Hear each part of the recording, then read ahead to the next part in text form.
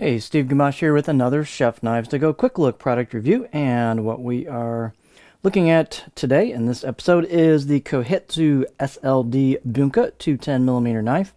So this knife is constructed of 3 layers. There is a hard semi-stainless core steel called SLD, which is a tool steel. It really works well for knives. It's easy to sharpen and takes a really nice edge.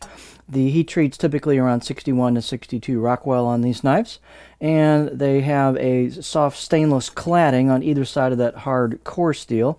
And as you can see, this cladding has a very interesting pattern in it, which helps with food release a bit as well as being cool looking. The weight and dimensions on these knives are going to vary a bit from knife to knife, but this particular one is 180 grams, 6.3 ounces in weight. It is about 215 millimeters on the edge, so about 8.5 inches. And then the overall length is about 14.3 inches.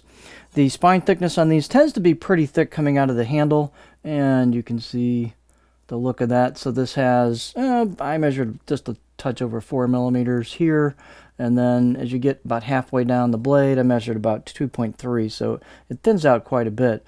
And if you look carefully, you can actually see the layers there. So this is not the kind where the cladding comes over the top of the spine. The blade height is pretty generous on these. This one's 51 millimeters at the back. And the handles are octagonal walnut with a black packawood ferrule. Usually pretty nice fit and finish to the handles, and they've got a good tang installed that seems pretty well sealed. They usually do a good job on their handles. Circumference I measured where the two woods meet is about 3 inches, 75 millimeters. So kind of typical for this style of knife. You have a balance point that occurs right about there, my index finger, and so for me that's really close to a pinch grip.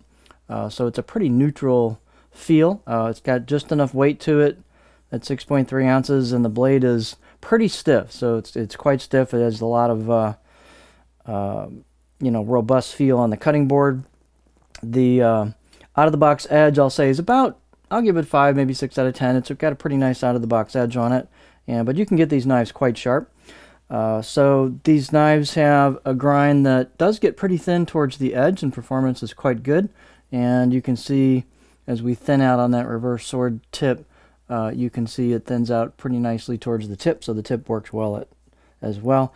The food release is pretty good on these. They've got a decently high grind, so the performance is quite good. Food release helps with the grind plus with the texture on the cladding. They've got this neat kind of lattice work impressed onto the cladding, and it's got a fairly high polish. You can kind of see that with the light reflecting on my video lights here, but fairly high polish on these. They have a kanji on here. I think it looks like it's laser, maybe engraved. You get a look at it there. See how close we can get with the camera. There's your kanji on the right side of the blade as you'd be holding it. I guess we need to get our beauty shot for the video cover photo. A little tricky with the way the lights are.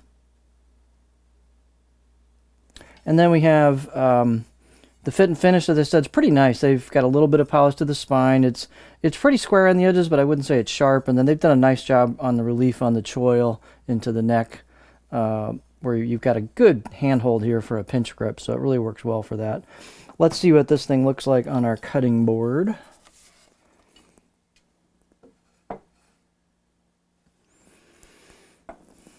And here's what our cutting board looks like. So these have just kind of a pretty good all-around profile. Of course, a Bunka style, the tip's going to be low, but you've got a fair amount of aggressive belly up towards the front third of the blade, so I can still get pretty high on there.